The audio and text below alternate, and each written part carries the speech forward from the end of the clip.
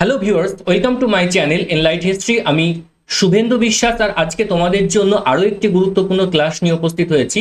Previous ক্লাসে আমরা দেখেছিলাম আর্য যে সভ্যতা, সেই সভ্যতার বিস্তার কোন কোন অঞ্চলে হয়েছিল এবং পাশাপাশি আর্যরা যে বৈদিক সাহিত্য গড়ে তুলেছিল তার বিভিন্ন ভাগ, বেদ, উপবেদ এবং উপনিষদ, এই বিষয়গুলো নিয়ে আলোচনা করেছিলাম।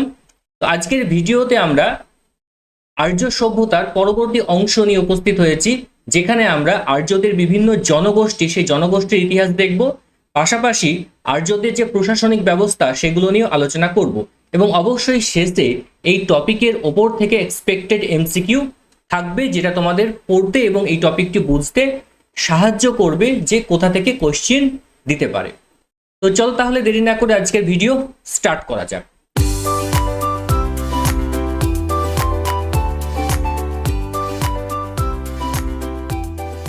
দেখো, প্রথম দিকে আর্যরা বিভিন্ন জনগোষ্ঠীতে বিভক্ত ছিল এবং তাদের অর্থনীতি ছিল মূলত পশুপালন ভিত্তিক, যে কারণে কখনোই তারা এক স্থানে বসবাস করেনি।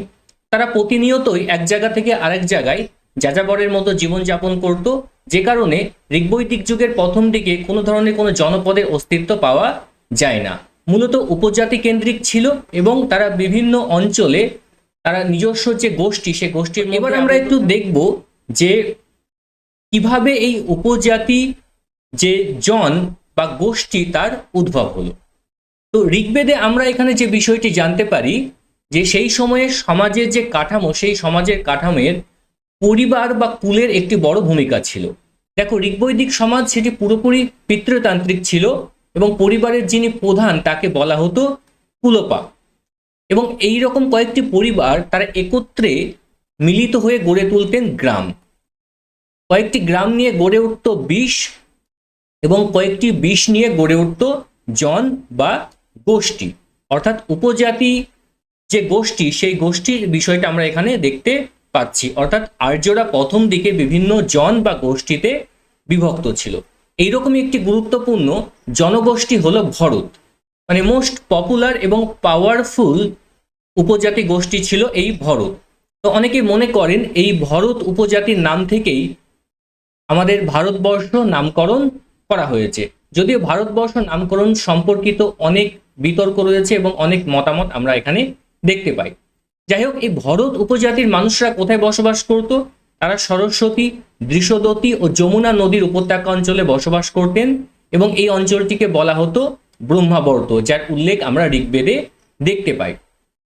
তো ভরত উপজাতির একজন বিখ্যাত রাজা ছিলেন দিবদাস। তিনি এতটাই পাওয়ারফুল ছিলেন যে সেই সময় পর্বের অনেক আর্য উপজাতি এবং অনেক অনার্য উপজাতিদের পরাজিত করেছিলেন। তাদেরকে দেখো, তিনি পুরু, যদু, তুর্বশ, দাসরাজ, সম্বর এদেরকে পরাজিত করছেন। এছাড়াও অনার্য পুনি, তাকেও তিনি পরাজিত করেন।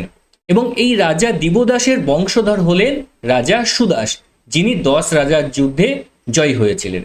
তো দেখো, দিবদাসের পর তার পুত্র হলেন পিজবন। পিজবনের পুত্রের নাম হচ্ছে সুদাস। সুতরাং আমরা ঋগ্বেদে এই তিনজন ভরত রাজার নাম দেখতে পাই। তারপরে হচ্ছে পুরু উপজাতি, এরাও একটি আর্য উপজাতি ছিল। পুরু উপজাতির বিখ্যাত রাজা হলেন দুর্গহ। দুর্গহের পুত্রের নাম হচ্ছে গ্রীক্ষত এবং গ্রীক্ষতের পুত্রের নাম পুরুপুৎসু। পুরুপুৎসের পর হচ্ছে এষদস্যু। এই মোট চারজন, এই চারজন রাজার কথা বা শাসকের কথা আমরা ঋগ্বেদে দেখতে পাই, যারা পুরু উপজাতির রাজা ছিলেন। এবার দেখো, এই যে পুরুকুৎসু, এই পুরুকুৎসু তিনি কিন্তু ভরতরাজ সুদাসের সমসাময়িক ছিলেন। অন্যান্য যে সকল উপজাতি ছিল তাদের মধ্যে হচ্ছে আমরা পুরু তো দেখলাম, যেটা সরস্বতী নদীর অববাহিকা অঞ্চলে তারা তাদের যে জনগোষ্ঠী সেটা গড়ে তুলেছিল।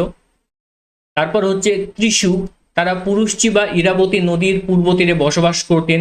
কিব্রি, তারা সিন্ধু ও অশ্বিকিনী বা চন্দ্রভাগার উপকূলে বসবাস করতেন। অন্যদিকে সঞ্জয় উপজাতি, দেখো সঞ্জয় উপজাতির যে প্রভাবশালী দলপতি ছিলেন তাকে বলা হয় দৈববাদ। অর্থাৎ এই নামটি মাথায় রাখবে, এই নামের একজন সঞ্জয় উপজাতির রাজার কথা বা দলপতি শাসকের কথা আমরা জানতে পারছি। তিনি তুর্বশ ও বৃচিবন্তদের পরাজিত করেন। তার মানে আমরা বলতে পারি যে দৈববাদ তিনিও মানে যথেষ্ট পাওয়ারফুল শাসক ছিলেন সেই সময় দাঁড়িয়ে। ঋগ্বেদে তার বিভিন্ন কার্যকলাপের উল্লেখ আমরা দেখতে পাই। নেক্সট হচ্ছে পঞ্চজনা। ঋগ্বেদে পঞ্চজনার উল্লেখ আমরা দেখতে পাই। পঞ্চজনা কাকে বলা হচ্ছে? পাঁচটি যে আর্য উপজাতি গোষ্ঠী তাদেরকে পঞ্চজনা বলা হয়েছে। তারা হচ্ছেন অনু, দ্রুহু, যদু এবং তুর্বশ, আর হচ্ছেন পুরু। এই পাঁচজনকে একত্রে পঞ্চজনা বলে অভিহিত করা হয়েছে। এটি খুব গুরুত্বপূর্ণ একটি বিষয়, পরীক্ষাতে আসার মতো। দেখো, আমরা যদি অন্যান্য উপজাতিদের দেখি তারা কোথায় কোথায় বসবাস করতেন। মৎস্য বসবাস করতেন ভরতপুর, আলোয়ার, জয়পুর অঞ্চলে। বলানস উপজাতিরা বসবাস করতেন কাবুলিস্তান। শিব উপজাতি বসবাস করতেন সিন্ধু বিতস্তাতে। চেদি যমুনা নদী ও বিন্দু পর্বতের মধ্যবর্তী স্থানে বসবাস করতেন গন্ধার। ভারতের উত্তর থেকে পশ্চিম সীমান্ত বরাবর তাদের বাসস্থান ছিল।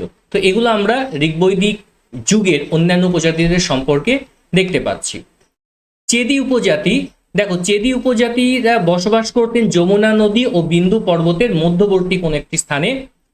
ঋগ্বেদে রাজা কসুর উল্লেখ রয়েছে, যিনি একজন চেদি শাসক ছিলেন। 10 জন রাজাকে পরাজিত করে তাদেরকে তিনি কৃতদাসে পরিণত করেছিলেন এবং পরাজিত রাজাদের তিনি নিজের পুরোহিতকে দান করেন। এতটুকুই আমরা এই চেদি উপজাতি সম্পর্কে জানতে পারছি। তো বৈদিক যুগে বিভিন্ন উপজাতিদের মধ্যে যুদ্ধ বিগ্রহ এগুলো একটা কমন বিষয় ছিল। তো 10 রাজার যুদ্ধের কথা আমরা ঋগ্বেদে দেখতে পাই, সেটা কোনো না কোনো কারণে হয়েছিল। তো ঋগ্বেদের যুদ্ধের কারণ হিসেবে যে বিষয়ের উল্লেখ রয়েছে তার মধ্যে হচ্ছে এক, পশুচারণ ভূমি। অর্থাৎ যেহেতু আর্লি বৈদিক পিরিয়ডে মানুষের জীবন জীবিকা ছিল পুরোপুরি পশুপালন ভিত্তিক, সুতরাং যত বেশি চারণ ক্ষেত্র রয়েছে, বিশেষ করে উর্বর চারণ ক্ষেত্র, সেগুলো দখল করার জন্য বিভিন্ন উপজাতির মানুষেরা তারা একে অপরের বিরুদ্ধে যুদ্ধ করতেন এবং তাদের মধ্যে সংঘাত কিন্তু লেগে থাকতো। সেই পশুচারণ ভূমির দখলকে কেন্দ্র করে যুদ্ধ হতো। গবাদি পশু ছিল প্রধান সম্পদ, তাকে কেন্দ্র করে সংঘাতের পরিবেশ সৃষ্টি হতো। এছাড়াও বিভিন্ন উপজাতিগুলি অন্য উপজাতিদের ওপর আধিপত্য প্রতিষ্ঠার জন্য একজন উপজাতি আর একজন উপজাতি রাজাকে বা গোষ্ঠীকে আক্রমণ করতেন। তো এই কারণে আমরা বৈদিক যুগে যুদ্ধগুলো সংঘটিত হতে দেখতে পাই। এবার আমরা সেই বিখ্যাত 10 রাজার যুদ্ধের কথা দেখব, যেটি ঋগ্বেদের সপ্তম মণ্ডলে উল্লেখিত হয়েছে। দেখো, ভরত উপজাতির একজন বিখ্যাত রাজা ছিলেন সুদাস এবং তার রাজপুরোহিত ছিলেন পুরোহিত। কোনো কারণে পুরোহিতের কাজে অসন্তুষ্ট হয়ে রাজা সুদাস তাকে রাজদরবার থেকে তাড়িয়ে দিয়েছিলেন। তো বিশ্বামিত্র সেই অপমানের প্রতিশোধ গ্রহণের জন্য অন্যান্য যে উপজাতি রাজারা ছিলেন সেই রকম 10 জন উপজাতি রাজাকে তিনি একত্রিত করলেন এবং রাজা সুদাসের বিরুদ্ধে যুদ্ধ ঘোষণা করলেন, যেটি 10 রাজার যুদ্ধ নামে পরিচিত। দেখো, 10টি উপজাতি হচ্ছে পুরু, যদু, তুর্বশ, অনু, দ্রুহু, অলিন, পকত, ভলানস, শিব, বিশানী। এই 10টি উপজাতির রাজা একত্রে সুদাসের বিরুদ্ধে 10 রাজার যুদ্ধে অংশগ্রহণ করেছিলেন এবং এই যুদ্ধ হয়েছিল পুরুষচি বা রাভি নদীর তীরে। এটির আরেক নাম হচ্ছে ইরাবতী, মাথায় রাখবে। অনেক সময় পুরুষচি বা রাভি নাম না দিয়ে ইরাবতী নামও দিতে পারে। এবং এই যুদ্ধে জয়ী হয়েছিলেন কে? রাজা সুদাস। দেখো, পুরুকুৎসু তিনি যুদ্ধক্ষেত্রে মারা যান। অনু ও দ্রুহু রাজারা তারা নদীর জলে ডুবে প্রাণ দেন। তো রাজা সুদাস তিনি এখানেই থেমে থাকেননি। পরবর্তী সময়ে 3টি উপজাতি গোষ্ঠীকে তিনি পরাজিত করেছিলেন। তারা হচ্ছেন অজ, শীঘ্র এবং যক্ষু। 3টি অনার্য গোষ্ঠীর, এই যে 3টি অনার্য গোষ্ঠী, তাদের নেতৃত্ব দিয়েছিলেন রাজা ভেদ। যদিও এরা পরাজিত হয় এবং যুদ্ধক্ষেত্র কোথায় হয়েছিল? যুদ্ধ হয়েছিল যমুনা নদীর তীরে। ঋগ্বেদে উল্লেখিত অন্যান্য যে রাজা এবং উপজাতি ছিলেন তাদের মধ্যে আমরা দেখতে পাচ্ছি ইলিবিস, ধুচি, চুমুরি, সম্বর, বর্চি এবং বিপ্র। এনারা ছিলেন কি? এনারা হচ্ছেন ঋগ্বেদে উল্লেখিত অনার্য রাজা। অন্যদিকে অনার্য উপজাতিরা হলেন কিরাত, কিকট, চণ্ডাল, পর্ণা। ঋগ্বৈদিক যুগে উপজাতি ভিত্তিক বিভিন্ন জন বা গোষ্ঠীগুলো নিয়ে আমরা দেখলাম। এবার দেখব তাদের প্রশাসনিক ব্যবস্থাটা কেমন ছিল। দেখো, প্রশাসনিক ব্যবস্থার ক্ষেত্রে আমরা রাজার ভূমিকার কথা দেখতে পাই। দেখো, রাজাকে সেই সময়ে বিশপতি, গণপতি বা জ্যৈষ্ঠ বলা হতো। কখনো কখনো তাকে একরাট, বিরাট ও অধিরাট হিসেবেও উল্লেখ করা হয়েছে। দেখো, কোনো গোষ্ঠীর প্রধান ছিলেন রাজা, তার দায়িত্ব ছিল সেই গোষ্ঠীকে নিরাপত্তা প্রদান করা, সুরক্ষিত রাখা। এই কাজটা তিনি করতেন এবং এছাড়াও এই কাজের বিনিময়ে জনগণের কাছ থেকে তিনি বলি নামে একটি স্বেচ্ছাকর পেতেন। ঋগ্বৈদিক যুগে এটি কিন্তু কোনো নিয়মিত কর ছিল না, পরবর্তী বৈদিক যুগে বলি নিয়মিত করে পরিণত হয়। এছাড়াও রাজার পর সবথেকে প্রভাবশালী যারা ছিলেন তাদের মধ্যে হচ্ছে পুরোহিত অন্যতম। পুরোহিতরা রাজার পর সবথেকে ক্ষমতাশালী ব্যক্তি ছিলেন। পুরোহিতের কাজ কি ছিল? যাগযজ্ঞ পরিচালনা করা, রাজাকে বিভিন্ন বিষয়ে পরামর্শ দান করা, কি করলে ভালো হবে, কি করলে খারাপ হয়, এই বিষয়গুলো সম্পর্কে রাজাকে পরামর্শ দিতেন পুরোহিত। এছাড়াও সেনানীর ভূমিকার কথা আমরা দেখতে পাচ্ছি। সেনানী কি করতেন? সেনানী রাজাকে যুদ্ধ পরিচালনা করতে সাহায্য করতেন। কোনো কোনো ক্ষেত্রে তিনি নিজে যুদ্ধে যেতেন এবং সেনাবাহিনীর যে রক্ষণাবেক্ষণের দায়ভার এই সেনানীর ওপর ন্যস্ত ছিল। এছাড়াও গ্রামণীর ভূমিকার কথা আমরা দেখতে পাই। বিশেষ করে গ্রামের প্রশাসন ব্যবস্থাকে পরিচালনা করার ক্ষেত্রে এই গ্রামণীদের ভূমিকা যথেষ্ট গুরুত্বপূর্ণ ছিল। গ্রামগুলো দেখাশোনা করতেন, গ্রামের সামরিক দায়িত্ব তিনি পালন করতেন। তো গ্রামণীদের আরেকটি নামের কথা ঋগ্বেদে আমরা দেখতে পাচ্ছি, সেটি হচ্ছে ব্রাজপতি। ব্রাজপতি নামেও গ্রামণীকে অভিহিত করা হয়েছে। দুধ, দেখো দুধদের উপস্থিতি আমরা দেখতে পাই। দুধদের কাজ কি ছিল? রাজার সাথে অন্যান্য উপজাতি গোষ্ঠীর মানুষদের যোগসূত্র রক্ষা করা। এছাড়া বিভিন্ন তথ্যের আদান প্রদান এই দূতরা করতেন। আইন এবং বিচার ব্যবস্থা সেটাও যথেষ্ট স্ট্রং ছিল। কোনো ব্যক্তি হত্যার অপরাধে অপরাধী হয় তাহলে 100টি গরু তাকে জরিমানা দিতে হতো। এছাড়া অনেক সময় গ্রামগঞ্জে কি হতো যে দুই পক্ষ একসাথে কোনো সংঘাতে জড়িয়ে পড়েছে বা কোনো ঝামেলার মধ্যে জড়িয়ে পড়েছে, তখন তার মাঝে যিনি মধ্যস্থতা করতেন তাকে বলা হতো মধ্যমসী। এছাড়াও ঋগ্বেদে বিভিন্ন আইন এবং নিয়মের উল্লেখও আমরা দেখতে পাই। ঋগ্বৈদিক যুগে বিভিন্ন কার্য পরিচালনা করার জন্য 3টি সংগঠনের অস্তিত্ব আমরা দেখতে পাচ্ছি, সভা, সমিতি আর হচ্ছে বিধাতা। সভা, দেখো সভার গঠন কি ছিল? বয়স্ক ও জ্ঞানীগুণী ব্যক্তিদের নিয়ে সভা গঠিত হতো। ঋগ্বেদে সভার কথা 4 বার বলা হয়েছে। সভার প্রধানকে সভাপতি বলা হতো, তিনি সদস্যদের মধ্যে থেকেই মনোনীত হতেন। রাজনৈতিক আলোচনা ছাড়াও পাশা খেলা এই সভাতে অনুষ্ঠিত হতো। এটা আমরা সভা সম্পর্কে জানতে পারি। অন্য একটি গুরুত্বপূর্ণ সংগঠন হলো সমিতি। দেখো সমিতি ছিল সর্বসাধারণের প্রতিষ্ঠান। সমিতির অধিবেশনে সভাপতিত্ব করতেন রাজা নিজে এবং রাজার উপস্থিতি কিন্তু এখানে বাধ্যতামূলক ছিল। সুতরাং আমরা বলতে পারি সভার থেকে সমিতির ক্ষমতা অনেকটা বেশি ছিল এবং সমিতির অন্যতম গুরুত্বপূর্ণ কাজ হচ্ছে রাজাকে নির্বাচন করা। আর সব থেকে পুরনো অর্থাৎ ঋগ্বৈদিক সময় আর্লিয়েস্ট যে সংগঠনের কথা আমরা দেখতে পাই সেটি হচ্ছে বিধাতা। বিধাতার কথা ঋগ্বেদে 122 বার উল্লেখ করা হয়েছে। বিধাতা সভা সমিতি অপেক্ষা অনেক জনপ্রিয় ছিল এবং এটা অনেকটা পুরনো ছিল। এখানে নারী পুরুষ উভয়ই যোগদান করতে পারত। তো এগুলো আমরা এই 3টি সংগঠন সম্পর্কে দেখতে পাই। তো এই 3টি সংগঠনকে ঐতিহাসিকরা বিভিন্নভাবে ব্যাখ্যা করেছেন। ঐতিহাসিক রমিলা থাপার বলছেন যে রাজাবিহীন উপজাতি গোষ্ঠীর শাসন কার্য সভা সমিতি পরিচালনা করত। অধ্যাপক কিড সভাকে সভাকক্ষ বলেছেন। অধ্যাপক লুডউইক সভাকে উপজাতি প্রধানদের পরিষদ বলেছেন। আর জিমার সাহেব সভাকে গ্রাম পরিষদ বলে অভিহিত করেছেন। আর্যদের প্রশাসনিক ব্যবস্থার ক্ষেত্রে আমরা গুপ্তচরের উল্লেখ দেখতে পাই। গুপ্তচরকে ঋগ্বেদে স্পর্শ বলে অভিহিত করা হয়েছে। তারা বিভিন্ন জনগোষ্ঠীর গতিবিধি সম্পর্কে রাজাকে খবর এনে দিতেন। ঋগ্বেদে আমরা আর যে সকল বিষয়ের উল্লেখ দেখতে পাই, এষদস্যু, পুরু উপজাতির যে রাজা ছিলেন এষদস্যু, তাকে ঋগ্বেদে অর্ধদেবতা বলা হয়েছে। অর্ধদেবতা রাজার যুদ্ধে অসাধারণ নেতৃত্ব দিতেন এবং বিভিন্ন ধর্মীয় অনুষ্ঠানেও তিনি যোগদান করতেন। তো ঋগ্বৈদিক আর্যদের উপজাতি ভিত্তিক গোষ্ঠী এবং তাদের প্রশাসনিক ব্যবস্থা সম্পর্কে এই বিষয়গুলো আমরা ঋগ্বেদ থেকে জানতে পারি।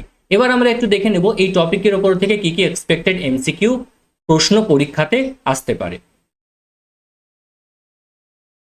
প্রথম প্রশ্ন, ঋগ্বেদে উল্লেখিত পণি কারা ছিলেন? অপশন এ ধনী আর্য বণিক, অপশন বি অনার্য বণিক, অপশন সি পশুপালক, অপশন ডি চাষী। সঠিক উত্তর হবে কি অনার্য বণিকদের ঋগ্বেদে পণি বলা হয়েছে। নেক্সট হচ্ছে কোন উপজাতিকে ঋগ্বেদে পঞ্চজন বা পঞ্চজনা বলা হয়েছে? এখানে দেখো অপশন এ তে রয়েছে পুরু, অনু, যদু, তুর্বস, দ্রুহু। অপশন বি ভরত, পুরু, শিব, কিব্রি, Matsya. Option C Bharata, Gandhari, Druhyu, Yadu, Pani. Option D Shiva, Gandhari, Yadu, Puru, Anu. তো সঠিক অ্যান্সার কি? সঠিক অ্যান্সার হচ্ছে অপশন এ, এদেরকে ঋগ্বেদে পঞ্চজনা বলা হয়েছে। পরবর্তী প্রশ্ন, বিশপতি শব্দটি ঋগ্বেদে কি নির্দেশ করে?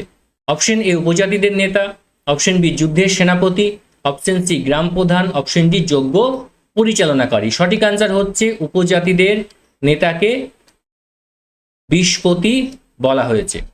4 নম্বর প্রশ্ন, ঋগ্বেদে উল্লেখিত 10 রাজার যুদ্ধ কোথায় সংঘটিত হয়েছিল? তোমরা অবশ্যই জানো যে পুরুষচি বা রাভি নদীর তীরে এই যুদ্ধ সংঘটিত হয়েছিল। আরো 4টি দেখা যাক। ঋগ্বেদে উল্লেখিত অনার্য উপজাতিগুলির মধ্যে কোনটি? যদু, কিকট, পুরু, ভরত। এর মধ্যে কে অনার্য উপজাতি ছিল? অপশন বি হচ্ছে এখানে রাইট অ্যান্সার, কিকট অনার্য উপজাতি অন্তর্ভুক্ত ছিল। নেক্সট হচ্ছে ঋগ্বেদে পঞ্চজন শব্দটি কি নির্দেশ করে? 5টি প্রধান আর্য উপজাতি, অপশন বি 5টি অনার্য উপজাতি, অপশন সি 5টি নদী, অপশন ডি 5টি ধর্মীয় অনুষ্ঠান। সঠিক উত্তর হচ্ছে 5টি আর্য উপজাতিকে পঞ্চজন বা পঞ্চজনা বলা হয়েছে। নেক্সট হচ্ছে সরস্বতী নদী অববাহিকায় কোন উপজাতি বাস করত? Option A Bharata, option B Yadu, option C Druhyu, option D Puru.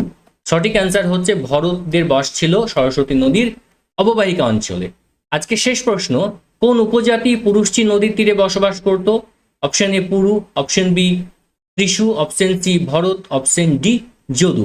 সঠিক অ্যান্সার হচ্ছে ত্রিশু উপজাতিদের বাস ছিল পুরুষচি নদীর তীরে।